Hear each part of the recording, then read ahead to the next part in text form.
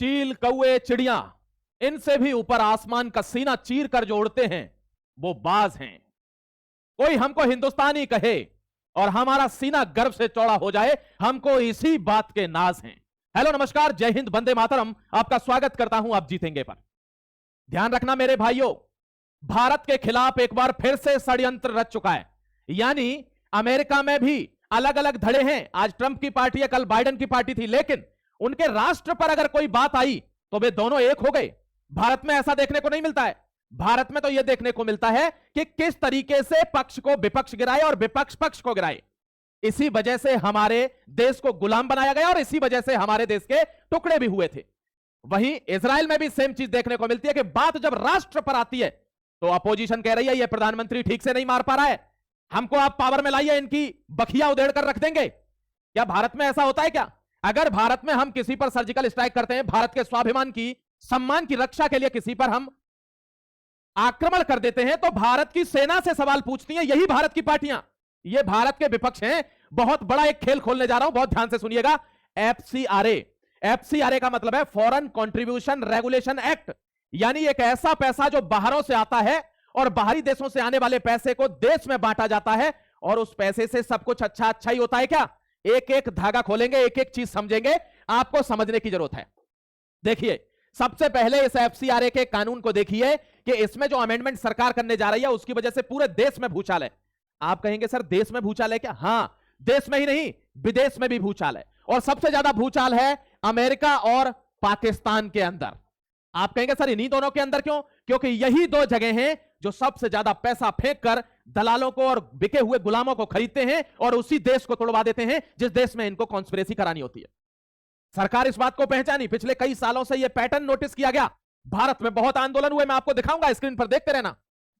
तो भारत सरकार इस एफसीआरए को अमेंड करने जा रही है कि कहीं पैसा आ रहा है, किसको आ रहा है, उसका काम क्या हो रहा है, इनसे क्या चीज चल रही है, क्योंकि बहुत बड़े पैमाने पर 0.5 फ्रंट एक्टिव है। आप पीएफआई को ले लीजिए, जो भारत के खिलाफ ही 2047 में एक प्रोपेगेंडा, एक मैनिफेस्टो बनाकर बैठी हुई है कि कैसे इस देश को तोड़ना है। यह आपको सोचना होगा मेरे प्यारे भाई। अब देखिए यहां पर एक व्यक्ति है, जब लगता है कि सरकार एफसीआरए को अमेंड कर रही है तो वो कहां आता है? वो भारत आता है, और सबसे पहली बार भारत आता है। इससे पहले भारत नहीं आया, वो भारत आता है। अमूमन कोई भी बड़ा व्यक्ति जब भारत आता है किसी भी देश का, तो क्या होता है कि वो उतरता है दिल्ली, सभी हाई कमान से मिलता है, और फिर कहीं उसका घूमने का मन करता है तो ताजमहल चला गया या कहीं मसूरी चला गया, तब वो घूमने जाता है। लेकिन यह व्यक्ति आता है क्योंकि उसके दिमाग में जो पट्टी थी उसको लेकर आता है और सीधे कहां उतरता है? कलकत्ता में मिशनरीज के पास। Rubio visit Missionaries of Charity on the first day of India visit. Direct वहां जाता है जहां क्रिश्चियन मिशनरी रहते हैं, क्योंकि एफसीआरए अमेंड हो रहा है। आपको एक एक चीज समझाऊंगा, आप समझा करिए चीजों को। देखो दोस्तों, आप चीजों को समझेंगे तो मैं कोई भी खबर लेके आऊंगा, अगर आधी भी बता गया ना तो आप समझ जाएंगे कि सर कहां से डॉट कनेक्ट कर रहे हैं। तो आपको समझने की इसको जरूरत है। एक बार यहां देखिए, ये आदमी इतने परेशान हैं, हर समय, अभी हर मोमेंट पर ये चाह रहे हैं दोनों कि भारत से युद्ध हो जाए। क्यों चाह रहे हैं? क्योंकि जीना हराम हो रखा है पीओके के अंदर। आपको निर्ममता बताऊं, आपको निर्ममता भी बताऊं और बेहयाई भी बताता हूं, बेशर्मी, पूरे वेस्टर्न मीडिया की बेशर्मी। आपको पता है भारत में किसी में थप्पड़ पड़ जाए तो पूरा मीडिया उखड़ जाता है। कहां का? विदेश का। अमेरिका में अलग न्यूज चलती है, मिडिल ईस्ट में अलग चलती है, यूरोप में अलग चलती है। आप मुझे बताइए कि भारत कहीं ना कहीं हार रहा है क्या? पता है आपको, भारत हार रहा है नरेटिव वॉर में। ये वीडियो मैं बना रहा हूं ना, अब आप जानते हैं किस प्लेटफॉर्म पर बना रहा हूं? अमेरिकन प्लेटफॉर्म पर बना रहा हूं। अब ये वीडियो अगर मैं ब्रूटली ऑनेस्ट बनाऊंगा तो उनके खिलाफ जाएगा, और खिलाफ जाएगा तो एल्गो इसको दबा देगी। आप कल का वीडियो देखिए, मैंने कल एक ऐसा धागा खोला है जिसमें अमेरिका के चिथड़े खुले हुए हैं। वो वीडियो रिकमेंड नहीं किया यूट्यूब ने। अमूमन वीडियो को 2, 4, 6 लाख लोग देख लेते हैं, लेकिन वो वीडियो 50,000 पर रोक दिया गया। क्यों? क्योंकि उनके खिलाफ बात जा रही है। इसीलिए जो श्रीधर बेम्बू है चेन्नई के, वो अपना पर्सनल सर्वर बना रहे हैं जिससे आगे हम अपनी बात को खुलकर रख सकें। आपसे भी रिक्वेस्ट करूंगा, जो मुद्दा जब हमारे देश के हित में होता है और विदेशियों के अनहित में होता है, वो रिकमेंड नहीं होता है इस सोशल मीडिया प्लेटफॉर्म पर। तो आप अपने भाइयों को, रिश्तेदारों को, जितने भी भारतवर्षी हैं, उनको इस मुद्दे को पहुंचाने का बीड़ा उठाइए मेरे प्यारे भाई। हमको अपने देश को जागरूक बनाना है। ये व्यक्ति ये पीओके में खाना पीना बंद कर चुके हैं। यानी पीओके के लिए जो प्रोटेस्टर्स बैठे हैं, जिनके लिए गाड़ियां कहीं जा रही हैं, उनके लिए खाना बंद है, पानी बंद है, जाने नहीं दे रही है पाकिस्तान की आर्मी, और कहा है कि इनको भूखा मारना है। भूखे तो वो मर ही रहे थे, तभी तो वो रोडों पर आए, वो अपने अधिकार के लिए रोडों पर आए। तो उनकी एक ही चीज है कि वो कहते हैं कि हमको एजेंट बताया जा रहा है, ये हमारे भाई और बनते हैं, ये कहते हैं हम आपके भाई हैं। हमको एजेंट बनाया जा रहा है। बड़े खुश नसीब हैं वो कश्मीरी जो भारत में रहते हैं, फल फूल रहे हैं, उनके बच्चे नौकरी कर रहे हैं, पूरा डेवलपमेंट है। कोई हमारी ये जिल्लत आकर देख ले, हमारी ये स्थिति आकर देख ले, तो कभी जिंदगी में कहेगा कि पाकिस्तान जैसे देश के साथ तो कभी रहना ही नहीं है। अभी एक बयान और आया है मोहन भागवत का, वो भी आपको सुनवाऊंगा प्यारे भाई। आप सबसे पहले ये समझिए कि सरकार इसमें करना क्या चाह रही है। आपको पता है, आपने एक पिक्चर भी देखी होगी धुरंधर, उसमें 60,000 करोड़ 70,000 करोड़ का फर्जी नोट आता था। कैसा नोट? फेक करेंसी भारत की। भारत ने करेंसी बदल दी तो अब बना नहीं पा रहे हैं, फिर दोबारा बना के रख ली होगी तो भारत फिर बदलने जा रहा है, प्लास्टिक नोट बनाने जा रहा है। तो दिक्कत किसको हो रही है? उन लोगों को जो आतंकवादियों को पैसा भिजवाते हैं, उन लोगों को जो सीआईए के मोहरे पैसा देकर यहां प्लॉट करते हैं, उन्हीं लोगों को दिक्कत होगी। क्योंकि सरकार क्या कर रही है? Access to foreign funding NGO. कितने एनजीओ नहीं चल रहे यहां? आपने देखा होगा, एक बात बताइए, आपने देखा होगा इस प्लेटफॉर्म पर लोग कहते हैं हमारे पास नौकरी नहीं है, हम भूखे मर रहे हैं, क्या करें? सरकार क्या कर रही है? 1 से 2 महीने तक आंदोलन चलता है सिंगू बॉर्डर पर, और हर आदमी वहां कमरे बना दिए उन लोगों ने, एसी लगी हुई है उनमें, हर आदमी 3-3 बार खाना खा रहा है। कहां से आ रहा है वो पैसा? क्या उसको किसान दे रहा है पैसा? नहीं। क्या उसको कोई गांव वाले मिलकर पैसा दे रहे? नहीं। वो फॉरेन फंडिंग है, वो एफसीआरए है कि बाहर से लोग चाहते हैं कि भारत टूटे, और वे करोड़ों में अरबों में रुपए फेंक रहे हैं कि पैसे की कमी नहीं होने देंगे, बस आप हटना मत यहां से। कोई सा भी आंदोलन, आप जितने भी आंदोलन ले लो मेरे प्यारे भाई, देखिए ना, मैं दिखा देता हूं आपको एक बार, चाहे सीएए का आंदोलन हो, एनआरसी का आंदोलन हो, चाहे किसान आंदोलन हो, ये जो प्रोटेस्ट चल रहा है, चाहे हिडिमा का आंदोलन हो, जितने भी आंदोलन है, इन सबको क्या होता है? फॉरेन फंडिंग आती है। सरकार उस फंडिंग पर रोक लगाना चाह रही है कि बाहर से पैसा आता है, तब ये भारत को तोड़ने की ट्राई करते हैं, ध्यान रखिएगा। आपको बता दूं, एनजीओ ट्रस्ट बने हुए हैं बहुत सारे, 2 नंबर के, सोसाइटीज बनी हुई है, एजुकेशनल इंस्टीट्यूट। क्या भारत के पास इतना पैसा नहीं है? क्या वो जेएनयू को चला सके? नहीं है क्या भारत के पास ऐसा पैसा? लेकिन वहां पैसा पाकिस्तान से फर्जी करेंसी में आता है, और कश्मीर में बैठे कुछ जो हितैषी हैं वो यहां आते हैं जेएनयू में, और यहां से भारत के विरोध में नारे लगाते हैं। जिस राष्ट्र में रहते हैं, जो खाने को देता है, उसके विरोध में नारे लगते हैं भारत के अंदर। दिल दुखता है। और फिर कार्रवाई होती है तो बाहर की मीडिया कवर करती है भारत के सारे चीजों को कि देखिए क्या हो रहा है भारत में, और जो पीओके में हो रहा है उसको कवर नहीं करेगा, उसको कवर नहीं करेगा कोई। क्यों? क्योंकि वो पाकिस्तान की रिश्तेदारी है उनसे, इस मीडिया से। इसीलिए ये वीडियो बनाए जा रहे हैं कि भारत जो नैरेटिव में पीछे रह रहा है, हम कोई नैरेटिव नहीं बनाएंगे, लेकिन जो सच्चाई है उसको दिखाना जरूरी है। ऑपरेशन सिंदूर में पाकिस्तान और अमेरिका दोनों झूठ बोल कर बैठे हैं सिर्फ नैरेटिव की वजह से। भारत सेना से जीत रहा, हर चीज से जीत रहा, नैरेटिव से क्यों हारेगा? क्या जरूरत है? देखिए, रिलीजियस ऑर्गेनाइजेशन, चैरिटेबल बॉडीज, आपने देखा है वक्फ बोर्ड और ये सब चैरिटेबल, ये जो अभी उतरा है कहां पर? कलकत्ता में मिशनरीज के पास। क्या होगा वहां? वहां पैसा बांटा जाएगा, वहां लोगों को कन्वर्ट किया जाएगा। कन्वर्जन का कितना बड़ा रैकेट देश में चला हुआ है, ये आपसे अछूती बात नहीं है, आप जानते होंगे इस चीज को। अब आपको बता रहा हूं कि जैसे ही एफसीआरए की न्यूज आती है कि भारत एफसीआरए अमेंड कर रहा है, तो सबसे बड़ा खतरा किसको हो गया? सीआईए को और आईएसआई को। आईएसआई पाकिस्तान की एजेंसी है, सीआईए अमेरिका की एजेंसी है। यही लोग तो पैसे से काम करवाते हैं। अरे कोई यहां घूम रहा है, उसको पैसे दे दो, आपका वो फलाने का या कर दो, कर देगा। या 50,000 लोग इकट्ठे कर लो, आंदोलन कराना है, पैसा मैं दूंगा।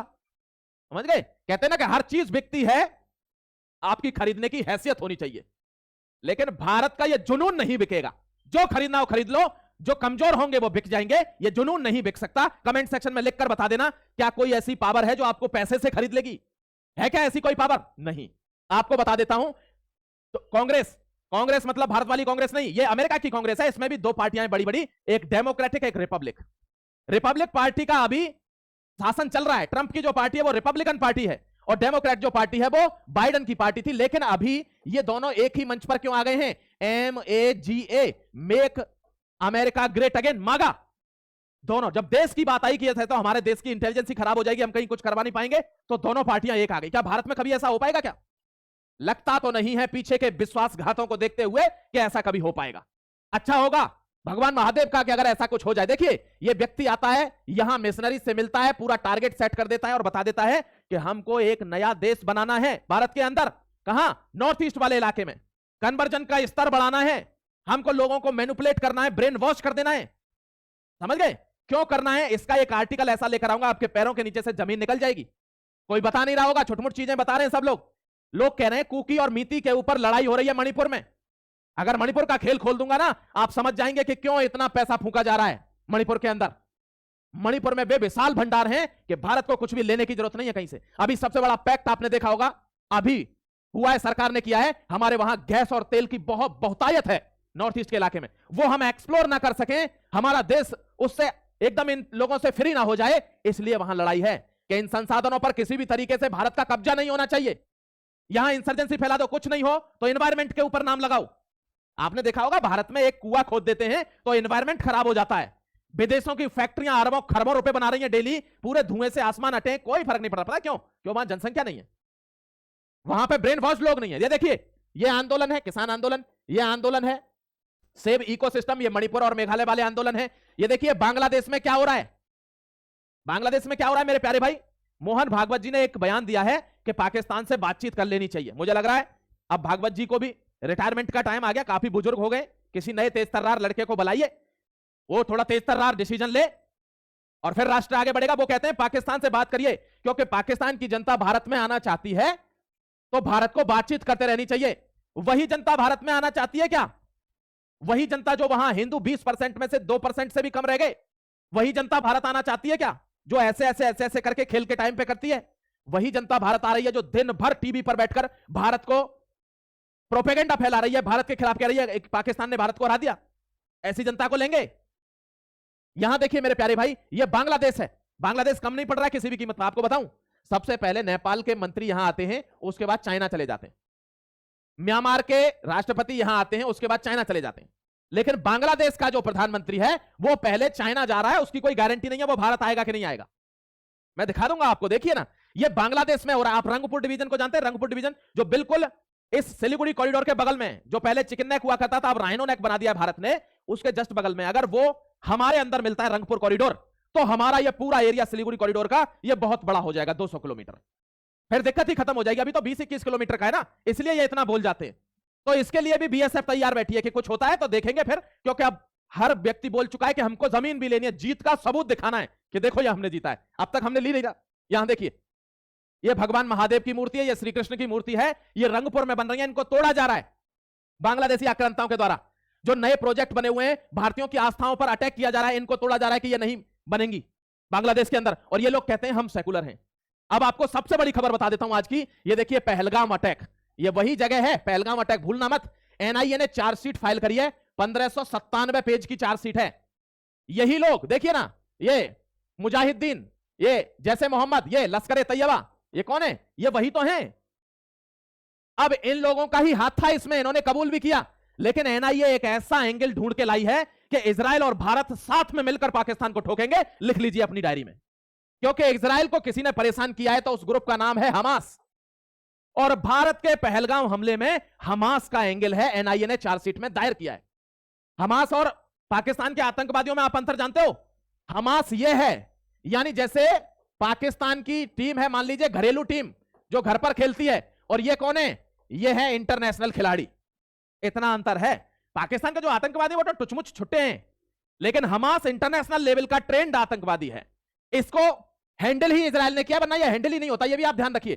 तो अब सेम चीज है, जिसने इजराइल पर अटैक किया, वहां के लोगों को क्षति पहुंचाई, मारे, उसने ही भारत में पहलगाम में हमला करवाया है। अब दोनों लोग मिलकर, भारत और इजराइल, अब लोग मिलकर, अब ये सिट्टी पिट्टी गुम है पाकिस्तान की। इसलिए हमने स्टैंड अभी ढीला नहीं किया है कि पानी नहीं देंगे मतलब नहीं देंगे। आपको दिखाऊंगा, उसने कहा है एक बूंद पानी भी बंद हो जाएगा 2027-28 तक। देखिए ये भारत का स्टेटमेंट है, ये देखिए, not a single drop of water will flow to Pakistan says union minister on Indus water treaty. Indus water treaty को हमने कैंसिल कर दिया, रिजेक्ट कर दिया, एक बूंद। ये देखिए, हमने कहा था ना ब्लड एंड वाटर एक साथ नहीं बह सकते, लेकिन मेरे को थोड़ा सा दुख है कि ब्लड एंड वाटर एक साथ नहीं बह सकते, तो ट्रेड और ब्लड भी एक साथ नहीं रह सकते। हमारे लोगों को मारा, अमेरिका ने माफी तक नहीं मांगी, ये ट्रेड भी एक साथ नहीं रहनी चाहिए। इस पर भी भारत सरकार का एक्शन आना चाहिए इन्वेस्टिगेशन के बाद। देखिए ये यूरोप में बैठे हुए हैं भारत के जितने भी प्रधानमंत्री हैं, ये डोवाल साहब हैं, ये पीयूष गोयल हैं, ये जयशंकर हैं। वहां पर जितने भी कैमरा पर्सन थे, उन्होंने देखा इनकी जो बॉडी लैंग्वेज थी वो बहुत कैजुअल नहीं थी, मतलब सभी टेंशन टाइप में थे। वहां बैठे तो हैं लेकिन टेंशन में। क्यों? क्योंकि जानते हैं कि भारत का पाकिस्तान के साथ युद्ध होना ही है, ये टलेगा नहीं। क्योंकि पाकिस्तान हमको बार बार धमकी दे चुका है कि आप पानी नहीं छोड़ रहे हैं, आपको बहुत कॉन्सिक्वेंसेस झेलने पड़ेंगे, ये एक्ट ऑफ वॉर है। तो हमको तैयारी उसके लिए करनी है, ध्यान रखना। साथ में हमको इकोनॉमी को भी हैंडल करना है, ये भी ध्यान रखना। तो भारतवर्ष के हर व्यक्ति से एक निवेदन है कि राष्ट्र के साथ खड़े रहना। राष्ट्र को आपकी जरूरत पड़ेगी, ध्यान रखिएगा। जिस मुआयने में आप खड़े रहेंगे बस खड़े रहना। ये देखिए, ये पाकिस्तान का नेशनल सिक्योरिटी एडवाइजर है, जैसे आज डोवाल साहब हैं, ये भारत से कह रहा है कि हमें इकोनॉमिकल रिवाइव के साथ इंडिया को हमसे बात करनी चाहिए। ये पता कौन है? ये दलाल वो है जो बालाकोट स्ट्राइक के टाइम पर पाकिस्तान का एनएसए था, इसी ने अटैक करवाए थे, वो जिनके अपोज में फिर हमने बालाकोट किया था, और 200 ठिकाने पता नहीं चले थे कहां गए, धूल में मिल गए थे। अब ये हमको ज्ञान दे रहा है कि भारत को हमसे बात कर लेनी चाहिए, बात करने के साथ साथ हम इकोनॉमिक रिवाइव करें। क्यों? प्यास लग रही है क्या? क्यों भाई, प्यास लग रही है क्या तेरे को? प्यास का बता देता हूं। देखो ये स्थिति थी पाकिस्तान में इंदस वाटर के टाइम, ये होने जा रही है। ये रेगिस्तान बनने में बहुत ज्यादा टाइम नहीं है, इसको केवल 1 से 1.5 साल लगेगा। आप जानते हैं पानी का इतना बड़ा फ्लो है, हम एक साथ नहीं रोक सकते। तो हमने चेनाब पर, झेलम पर, हर जगह हमने डैम प्रोजेक्ट कर दिया है। ये सारा पानी धीरे धीरे 2027 के एंड तक हम डाइवर्ट कर देंगे और सारा पानी, दिल्ली की सारी पानी की कमी पूरी, पूरी पंजाब की पानी की कमी पूरी, हिमाचल, जहां भी हमको पानी ले जाना होगा हम पानी पहुंचा देंगे। हमारे पास पानी की कमी नहीं होगी। और ये भूखे तो है ही, प्यासे और मरेंगे, ये कंफर्म हो गया है। ध्यान रखना मेरे भाई। ये कह रहे हैं कि हमको पाकिस्तान से बातचीत करते रहनी चाहिए। अब टाइम हो गया है। अगर आपको ऐसा लग रहा है कि मैं चीजों को भूल जाता हूं तो फिर आपको ऐसी बातें नहीं करनी चाहिए, क्योंकि बात हमेशा बराबर के और समझदार व्यक्ति से होती है। पाकिस्तान जैसे लोगों से बात नहीं हो सकती। वे जिस भाषा में समझते हैं उनको उस भाषा में समझाने के लिए एक आदमी भी आ रहा है धीरे धीरे। माननीय योगी आदित्यनाथ हैं और उनको यही डर है कि यह आदमी जब यहां आ जाएगा तो फिर तो यह प्यार से बात ही नहीं करेगा। जब ये बात नहीं कर रहे हैं जो हमेशा बात करते हैं, तो वो तो बात ही नहीं करता। वो तो डायरेक्ट यह है कि जिसको जिस भाषा में समझ में आता है उसको समझाना होगा, बात खत्म। ये देखिए, ये हिंदू स्टूडेंट्स हैं जो जगन्नाथ यूनिवर्सिटी के हैं और ये प्रोटेस्ट कर रहे हैं बांग्लादेश के अंदर। पता है क्यों? क्योंकि वहां मूर्तियां तोड़ी जा रही हैं, वहां भगवान श्री राम की जो आइडल्स हैं उन पर जूते और वो पता नहीं क्या इतना दुराचार उस पर कर रहे हैं, भावनाओं को ठेस पहुंचाने के लिए कि कैसे भी इंसर्जेंसी भड़के। उसके प्रोटेस्ट में ये लोग आए हैं निकलकर। और ये पीओके का हाल है मेरे भाई, इनका पानी खाना सब कुछ बंद कर दिया है, बोल दिया है कि या तो मरो या मान जाओ। और देखिए हर चीज में मैंने कहा था ना, हर चीज में ये भगवान को बीच में ले आते हैं, अपने कुकर्मों की सजा भगवान के ऊपर रख देते हैं और बचने का प्रयास करते हैं। ये पीओके के लोग कह रहे हैं इनसे कि हर चीज को बीच में अल्लाह लाते हैं। अल्लाह हम पर जुल्म कर रहा है क्या? अल्लाह हम पर गोली चला रहा है क्या?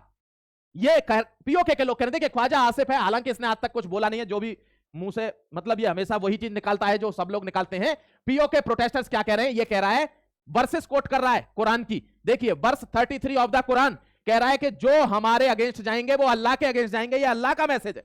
जो तेरे अगेंस्ट जाएगा वो अल्लाह के अगेंस्ट कैसे हो गया? और जो हमारी बात नहीं मानेंगे, अल्लाह का हुक्म है कि उनको फाख्ता कर दीजिए, उनको खत्म करिए, उनको क्रश कर दीजिए। ये भगवान की आड़ लेकर, अल्लाह की आड़ लेकर ये जुल्म कर रहे हैं पीओके की जनता पर, बलूचिस्तान में, सिंध में और गिलगित बल्तिस्तान में। वहां के लोग अब इस हथकंडे को समझ चुके हैं कि ये क्या कर रहे हैं। ध्यान रखना। ये देखिए ईरान एक्सपेक्टेड टू, देखिए दोस्तों वैसे तो मुझे तो लगता नहीं है, बट आपको बता दे रहा हूं कि ट्रंप हर सैटरडे संडे को इनका ड्रामा है कि इनकी मंडे को डील होती है। आज फिर डील है इनकी। अब 40 हो गए, उस दिन 39 थे, अब 40 हो गए। हम चाहते हैं डील हो जाए, लेकिन पाकिस्तान ताल ठोक रहा है कि डील हो ही जाएगी। आज 19 तारीख को साइन हो जाएंगे। इसने कहा है कि साइन के लिए सामने नहीं आएंगे, वर्चुअली साइन हो जाएंगे, कैमरा लगा देना, डिजिटल साइन। और ट्रंप ने ट्वीट भी कर दिया। और जैसे ही ये साइन की बातें कर रहा था, इधर इजराइल ने, नेतन्याहू ने बेरूत को ठोक दिया, पूरी तरीके से ठोका है। तो ये कमेंट में लिखता है कि ये अटैक नहीं करना चाहिए था नेतन्याहू को, ये अच्छा नहीं किया। अरे उन्होंने, हिजबुल्लाह ने आपके ऊपर मिसाइल दागी थी, उससे नुकसान नहीं हुआ था, आपने तो चिथड़े उड़ा दिए मेरे भाई। तो वो कह रहा है ये मेरा स्टाइल है, वो उनका स्टाइल था, ये मेरा स्टाइल है। इसने यहां पर आक्रमण कर दिया है मेरे भाई बेरूत में, हो सकता है डील फिर बंद हो जाए। यही होता है इनका हर बार का। तो ईरान भी कह रहा है बार बार कि ये गुड कॉप बैड कॉप खेल रहे हैं, और अगर बात नहीं कर सकते तो बात को छोड़िए, फिर युद्ध ही कर लेते हैं। अब देखते हैं आगे क्या होगा। उसने कहा है अपनी सेना को पीछे हटा रहा हूं, ट्रंप ने कहा है स्टेट ऑफ हॉर्मोज को खोल दीजिए, बिना टोल के बात चलने दीजिए, व्यापार। ये बात तक हो गई है। अब साइन होते हैं कि नहीं, ये हम और आप देख लेंगे मेरे भाई, आप देख लेना। एक खुशखबरी दे देता हूं जाते जाते। कहते हैं कि यार ऐसा बनाइए जो श्री कृष्ण की तरह हो, और विश्वास ऐसा होना चाहिए जो अर्जुन की तरह हो। अब यार हमने ये बनाया था, आपको पता है रूस में सबसे ज्यादा भंडार है तेल के, लेकिन आज यूक्रेन ने अटैक कर रहा है उसके जितने भी ऑयल फैसिलिटीज हैं उन पर, रिफाइनरीज पर। और रूस के अंदर आज इतनी दिक्कत आ गई है कि यहां भी पेट्रोल पंप पर लाइन लगी हुई है। बट ऐसी दिक्कत नहीं है बहुत बड़ी, लेकिन लाइन तो लग गई ना। जो देश दुनिया को तेल दे रहा है उसके यहां ही लाइन लग गई। इन परेशानियों के बावजूद भी भारत को बोल दिया रूस ने कि आप तेल लीजिए, और भारत ने अपना बहुत बड़ा शेयर, देखिए यहां पर लार्जेस्ट बायर ग्लोबली, मतलब India ramps Russian crude oil imports. मई में, ये जो मई का महीना निकल के गया है, हमने पूरी ताकत के साथ तेल खरीदा है। अभी भी रशिया के लार्जेस्ट बायर बने हुए हैं हम तेल के, हमने फिर बढ़ा दिया उससे तेल खरीदना। तो ये भारत का डिसीजन है, भारत जब चाहेगा जब लेगा, जब चाहेगा जब नहीं लेगा, कोई तीसरा हमको नहीं बता सकता। ठीक है मेरे दोस्त, आज की सारी खबर मैंने पूर्ण कर दी है। आपसे रिक्वेस्ट करता हूं इस खबर को आगे पहुंचाना, शेयर करना। आप जीतेंगे को सब्सक्राइब कर लीजिए, इससे मोरल बढ़ता है। और कमेंट सेक्शन में लिंक होगा व्हाट्सएप का चैनल, उसे ज्वाइन कर लेना, जिससे डायरेक्ट आपको लिंक मिल जाए अगर मान लो नोटिफिकेशन ना जाए तो। क्योंकि सब्सक्राइब में कोई चार्ज नहीं है, नथिंग, बस आपको एक जबरदस्त एनालिसिस मिलेगी। और मैं कमिटेड हूं इस चीज के लिए कि आपको 100% ऑनेस्टी के साथ हमेशा ऐसी एनालिसिस देता रहूंगा। फिर मिलता हूं एक और जबरदस्त वीडियो के साथ। अपना ख्याल रखिए, खुश रहिए। जय Hind, Vande Mataram, God bless you.